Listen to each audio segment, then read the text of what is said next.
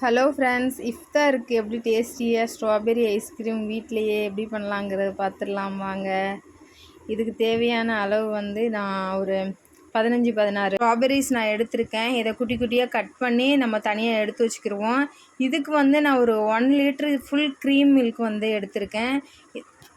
ஒரு பாத்திரத்தில் நம்ம வச்சுருக்க ஃபுல் க்ரீம் மில்க்கை 1 லிட்டர் வாங்கி வச்சுருக்கோம்ல, அதை இதில் ஆட் பண்ணிக்கோங்க. தனியாக கொஞ்சமாக மில்க் வச்சுக்கோங்க. இதில் கொஞ்சம் கூட நம்ம தண்ணி ஊற்றக்கூடாது. அப்படியே நம்ம ஃபுல் மில்க்கை இதில் ஆட் பண்ணிடணும். அப்போ தான் நம்மளுக்கு ஐஸ்கிரீம் கன்சிஸ்டன்சிக்கு வரும். இது அப்படியே இருக்கணும் சிம்லையே. அடுத்து ஒரு 2 டீஸ்பூன் கார்ன்ஃப்ளவர் எடுத்துக்குவோம். கார்ன்ஃப்ளவர் எடுத்து நம்ம ஆல்ரெடி ஒரு டம்ளரில் பால் வச்சுருந்தோம்ல, அந்த பாலை இதில் ஆட் பண்ணிவிட்டு நல்லா மிக்ஸ் பண்ணிக்கணும். நல்லா கட்டியெல்லாம் இல்லாமல் ஈவனாக மிக்ஸ் பண்ணிவிட்டு லாஸ்ட்டாக நம்ம அந்த பாலில் இந்த கார்ன்ஃப்ளவர் மிக்ஸ் பண்ணதை அதில் ஊற்றிட்டு சிம்லேயே வச்சு அடி பிடிக்காமல் நல்லா மிக்ஸ் பண்ணிக்கோங்க. கொஞ்சம் நேரத்தில் திக்காக ஆரம்பிக்கும். நல்லா கைவிடாமல் மிக்ஸ் பண்ணிக்கிட்டே இருங்க. அப்போ தான் அடி பிடிக்காமல் இருக்கும். நல்லா கொஞ்சம் நேரத்தில் திக்காக ஆரம்பிக்கும்.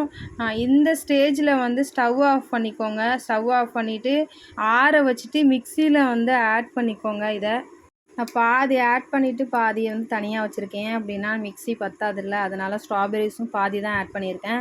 உங்களுக்கு ஸ்வீட்னஸ் தேவைப்பட்டுச்சு அப்படின்னா கண்டென்ஸ்ட் மில்க் எக்ஸ்ட்ரா நீங்கள் ஆட் பண்ணிக்கோங்க.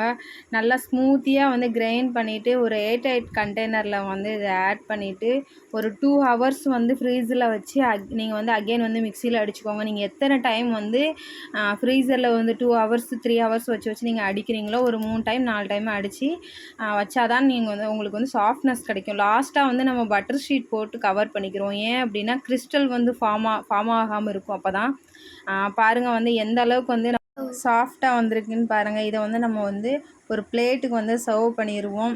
நான் இன்றைக்கி பாதாம் வச்சு தான் நான் இன்றைக்கி டெக்கரேட் பண்ணியிருக்கேன்.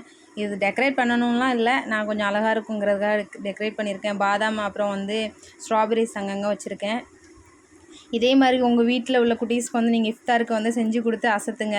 எப்படி வந்திருக்குன்னு கமெண்ட் பண்ணுங்கள். தொடர்ந்து வீடியோஸ் பார்க்கணும் அப்படின்னா நம்ம சேனலை சப்ஸ்கிரைப் பண்ணிக்கோங்க. உங்கள் ஃப்ரெண்ட்ஸ் அண்ட் ஃபேமிலிக்கு ஷேர் பண்ணுங்கள். தேங்க்யூ ஃபார் வாட்சிங். பாய்.